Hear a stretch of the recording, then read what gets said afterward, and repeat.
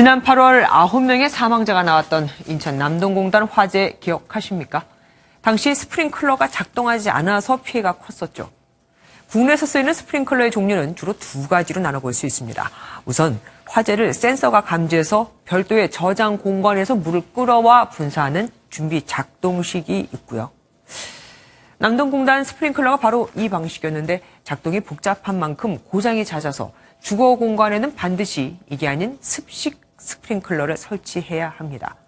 습식은 물을 끌어오는 게 아니라 평소 스프링클러에 물이 차 있고 불이 나면 물을 막고 있던 나비 화재 열기에 녹으면서 물이 쏟아지는 원리입니다.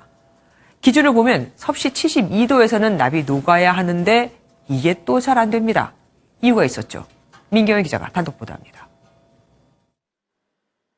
제가 스프링클러 헤드를 제가 따로 몇 개만 구매를 좀 하고 싶어요. 네. 어떤 거를 드려요? 어떤 게 제일 잘 나가요? 제일 많은 데는 스타일 필요는 없어요.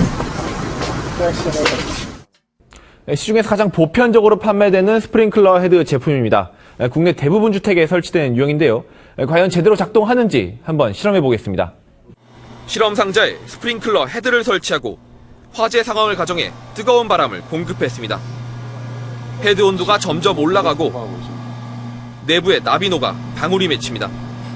하지만 기준 온도 72도를 넘어서도 헤드는 떨어지지 않고 물은 졸졸 새는 정도에 그칩니다. 헤드가 완전히 분리되면 나타나는 정상적인 물줄기와는 확연히 다릅니다. 이른바 콜드 솔더링 현상이 나타나면서 정상 작동을 막은 겁니다. 화재가 발생해 열기가 올라오면 헤드를 붙잡고 있던 내부의 납이 서서히 녹으면서 한쪽에 틈이 생기고 이를 따라 저장된 물이 새어나오게 됩니다. 이때 새어나온 물이 납을 식히면서 더는 녹지 않아 헤드가 정상 분리되지 않는 겁니다. 실험에서도 물이 샘과 동시에 헤드 온도가 급격히 떨어지는 걸 확인할 수 있습니다. 화재 초기에 천천히 불길이 번지는 저성장기 화재에서 이 콜드 솔더링 현상이 자주 발생되는데 저성장기 화재라도 충분히 큰 화재로 번질 수 있기 때문에 생사를 가릴 수도 있는 스프링클러가 정작 불이 났을 땐 무용지물일 수 있다는 우려가 나옵니다. MBN 뉴스 민경영입니다. 그럼 방금 본 스프링클러 헤드는 불법이거나 불량 제품들일까요? 아닙니다.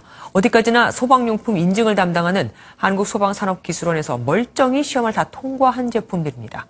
그럼 그 시험에 문제가 있다는 뜻이겠죠. 계속해서 김순철 기자가 단독 보도합니다. 소방 전문가들은 한국소방산업기술원이 실시하는 스프링클러 헤드 검사에 문제가 있다고 지적합니다. 실효성이 없는 시험을 하고 있는 거죠. 현황에 맞는 화재 시험이 필요하죠.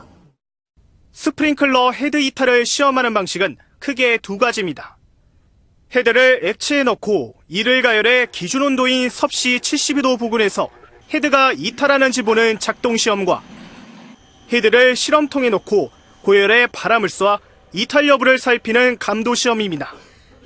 문제는 두 시험 모두 습식 스프링클러에 차 있어야 할 소방용수를 주입하지 않기 때문에 이 물이 헤드 이탈 과정에 미치는 영향을 실험할 수 없다는 겁니다. 이런 지적이 나오면서 기술원은 올해부터 소방용수를 직접 넣는 걸림 작동 시험을 도입했습니다. 그러나 이마저도 공업용 열풍기를 이용해 72도보다 서너 배나 높은 고온을 쏘는 방식이어서 실효성이 없다는 지적입니다. 이에 대해 기술원 측은 불이 나면 화염으로 인한 바람, 즉 기류가 발생해 헤드가 이탈하기 때문에 콜드 솔더링은 발생하지 않는다는 입장입니다. 실제 화재는 온도보다는 기류 영향이 화재는 정적인 게 아니란 말이에요. 그런 현상에서 발생하는 거죠.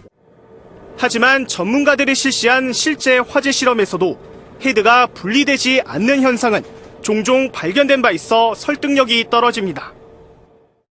선진국에서는 스프링클러에 대해 실화재 테스트를 적용하여 인증하는데요. 국내에서는 실화재 테스트가 없습니다. 이를 조속히 도입해서 화재 진압에 결정적인 역할을 하는 스프링클러 설치 시스템에 대한 전면적인 점검이 필요해 보입니다. MBN 뉴스 김순철입니다.